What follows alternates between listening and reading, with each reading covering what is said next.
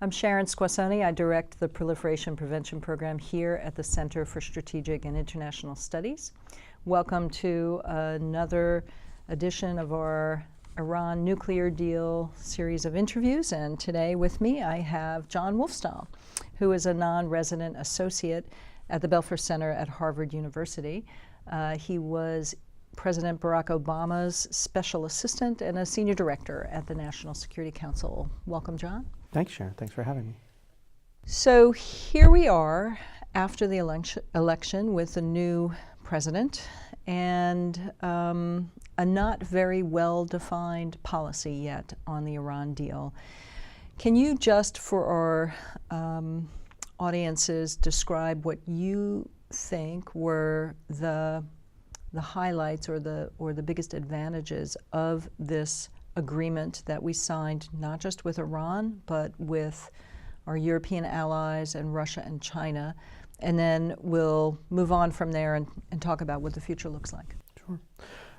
Well, there's no question in my mind that the Joint Comprehensive Plan of Action, the JCPOA, was among the greatest accomplishments of the president's time in office. When we entered office, Iran's nuclear program was accelerating, was within several months of being able to produce enough material for a nuclear weapon, and Iran was in non-compliance with both its legal obligations under the Non-Proliferation Treaty and its verification obligations to the International Atomic Energy Agency. And through the imposition of very crippling sanctions and a willingness to engage directly with Iran, but also as part of the P5+1 allies, we were able to get a deal which requires Iran to accept comprehensive verification over their entire nuclear program, including military sites, which blocks all four potential pathways to build a nuclear weapon, both through the enrichment of uranium and the production of plutonium. Iran has had to dismantle major parts of its nuclear infrastructure, including the entire enrichment facility being built underground at Fordo, a facility that would have been very hard to disrupt through military means. And we have restrictions on Iran's ability to pursue certain types of nuclear technology, some that last 15 years, some that last 25 years, and some that last in perpetuity. So we have tremendous insight into Iran's program, an early warning system should they decide to return to a path that could end up with a nuclear weapons program. And in the meantime, we have an ability to engage Iran to build up incentives for them not to pursue a destabilizing nuclear program that hopefully over time will convince them that that's not a path that they want to pursue. When you talk about channels, right, to engage Iran, with an administration that has not seemed to make up its mind yet whether it's going to support this deal or not, do you think we might need additional channels for confidence building with Iran? Well, I think it depends on which way the administration wants to go. I do think they have signaled that, unlike the campaign rhetoric, they do believe the deal has merit and they're going to stick with it. They definitely don't want to be seen as pulling out of the deal or taking the blame for the deal to unwind. I'm very concerned that they will let it die a death by 1,000 cuts, and I think we have to watch very carefully to make sure that both the United States and our allies in Europe, but also Iran, are fully implementing their obligations within the confines of the deal. But at the same time, I do think that there is a need, particularly if we are going to be pushing Iran, as I think we should, on their other destabilizing activities, whether it's development of ballistic missiles, support for terrorist organizations, arms shipments, or other activities, that we do have ways to make sure any crisis doesn't spiral out of control. So if we're going to be challenging them through proxies in the Persian Gulf, it's always beneficial to have lines of communication into the leadership to make sure things don't get beyond where either country want it to. And this is one of the things, again, I think the administration I work for did quite well. We had ties directly through Secretary of State John Kerry to Foreign Minister Zarif, and also from Secretary of Energy Moniz to his counterpart Salehi, to make sure that if things started to go off the rails, we could find out whether it was on purpose or a misunderstanding. And if it was a misunderstanding, we could correct it. If it was on purpose, then we had that information and we could take steps to respond.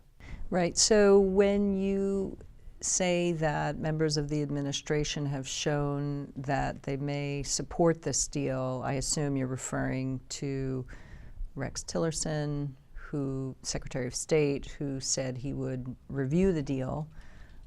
Maybe he said something more positive in the last few weeks, and General Mattis, the Secretary of Defense, who I think has said more positive things about the deal and the need not to further destabilize the Middle East. Well, it's not just that. We just had a visit by Israeli Prime Minister Netanyahu, who lobbied hard against the deal. If there was ever a time that the Trump administration was going to signal that it was going to pull out of the deal, abrogate it, or undermine it, that was the prime opportunity. And the fact that both leaders essentially said, it's not a great deal, but it has some benefits, and we think that we're going to keep holding Iran to its obligations, I think is a signal that, at least for now, they've decided it's not in their interest to undermine it. I do think over the long term, the Trump administration wouldn't mind if it could goad Iran into violating the terms of the deal. But I also think that Iran is very careful to make sure that while they run up to the line that they want to try and see how far they can push, that they recognize now, just as they did under the Obama administration, that the P5+1 right now is fairly unified and they're unlikely to succeed by testing it. So, which brings me to ballistic missile tests. So Iran had another test. They tested after the deal was signed and became implemented. And the Obama administration put further sanctions on Iran. I think a lot of the news media forget that. This is not just a Trump administration thing.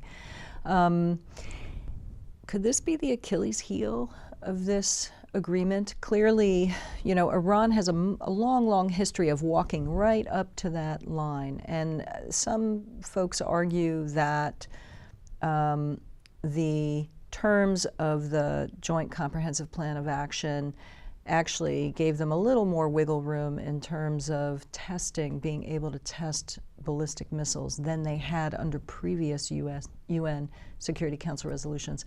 But is this going to be, they're clearly not going to stop testing their ballistic missiles. So does this have the potential to be an irritant that just becomes something worse?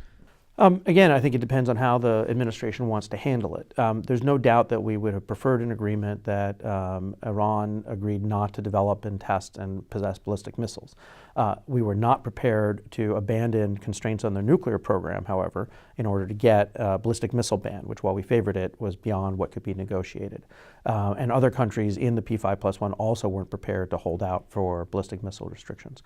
Iran remains under UN Security Council restrictions not to test ballistic missiles. Every time they do, they are subject to international criticism and to the imposition of new sanctions. And as you said, the Obama administration imposed additional sanctions. They designated additional people for past violations, and the Trump administration has largely followed suit. The fact is that there are many countries that have ballistic missiles. And while they are a problem and they can be a threat, a ballistic missile without a nuclear warhead on top is not the same as a ballistic missile with a nuclear warhead on top.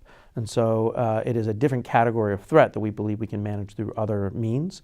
But if the administration decided it wants to blow up the deal, they could try to impose extreme sanctions over ballistic missiles. That would be their right. It would be our right under the UN to seek those. If they can get international support for them, they may be effective. But Iran always has the ability to respond by deciding, you know what, the JCPOA is no longer in our interest. They may decide to reverse some of their obligations, in which case then we do have a crisis. And any administration, Republican or Democrat, is going to have to decide what's the potential payoff of imposing new measures versus the risks. And our calculation was the risks of losing the JCPOA weren't worth going to the mat for ballistic missiles, but the Trump administration may have a different view. Right. The Iranians have been somewhat muted in their reactions to some of the rhetoric coming out of the Trump administration, but they will be facing an election, and there is a hardline faction in Iran that could very well move Iran further from this deal.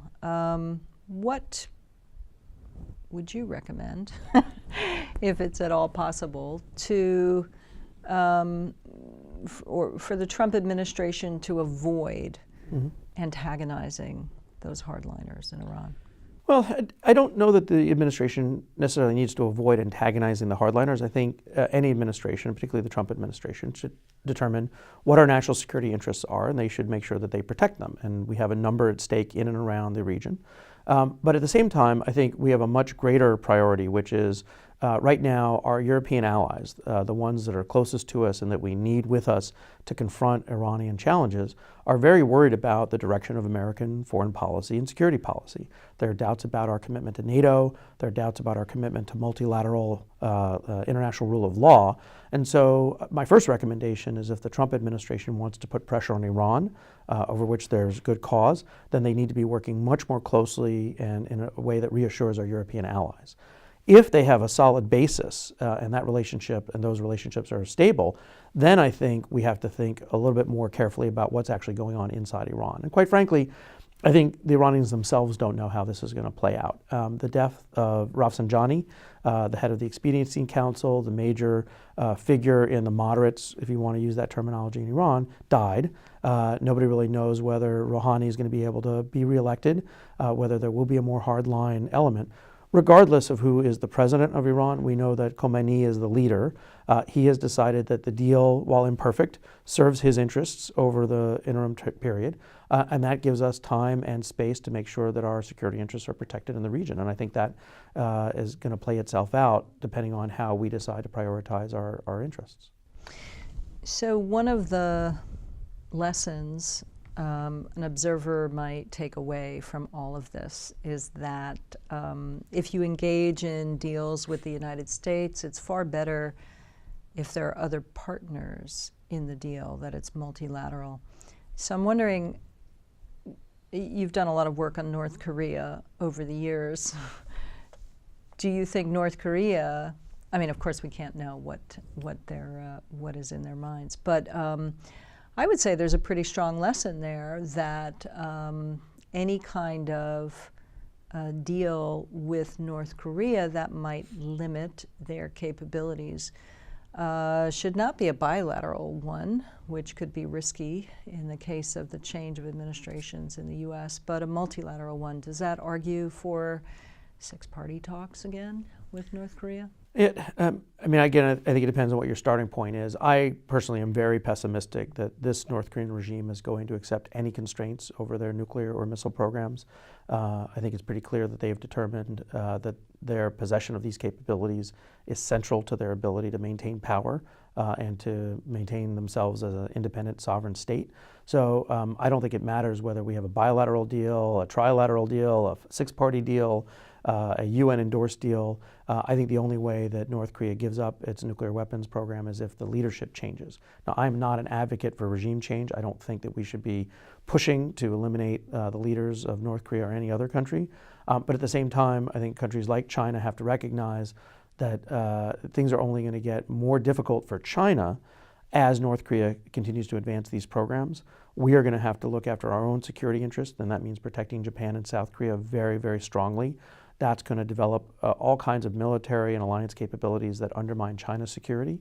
And so over the long run, I think the shape of a deal is driven not by whether it's 2 or 6 or X number of parties, but whether North Korea comes to the table or not. And under Kim Jong-un, I just don't think we're likely to see that. Well, I don't think we're likely to see North Korea embracing disarmament, but there could be interim steps or restraints that they could that they might view as in their best interest, or that we could offer something in exchange for limits. I mean, I'm continually struck by the fact that we don't, apart from the U.S. Agreement, the Intermediate Nuclear Forces Agreement, where we actually scrapped an entire class of missiles, that we seem to be unable to get restrictions on missiles either regionally or globally. I don't know. I know you worked on arms control in the Obama administration. I don't know whether any kind of global effort at restricting ballistic missiles ever came up. But as we get closer to, it's ever receding in the future, closer to ballistic missile defenses that actually work, this may become Look, a more urgent priority. Look, we've had ballistic missiles since the Nazis. This is a technology that is not going to be effectively controlled. You can get bilateral regional agreements, norms of behavior, ways that you can avoid tests of ballistic missiles or possession from leading to unintended crises. But I think we have to recognize that certain technologies are beyond the realm of total control. If we could get a limit on North Korean ballistic missile testing, the ranges of their systems, the production of their nuclear materials, I think that'd be worth exploring. But everything the North Koreans have said they want in exchange for restrictions, I believe are unacceptable from the United States and from South Korea. They've said they want to end U.S. and South Korean military exercises in the face of a significant military threat from North Korea. That's not going to happen. They've said that they want to be treated as an equal nuclear weapon state to the United States and Russia. I don't see a way of doing that without creating tremendous pressure in South Korea for them to develop their own nuclear weapons program. And right now, I just don't view that as being anywhere in the interest of the United States or the global non-proliferation system. I think there are ways that you can engage in broader discussions in the region on whether or not the current trends in ballistic missile technology, cruise missile technology, cyber, other forms of military capabilities are stabilizing or destabilizing, and try and set norms of behavior. But everything North Korea has done or said is against the idea that they want to accept norms of behavior. They are a non-status quo state trying to destabilize our alliance and our security. And I think we have to be very realistic about how you confront challenges like that. Agreed. Thank you, John. Sure. It's been a pleasure Happy to speaking do it. with you today. Thanks.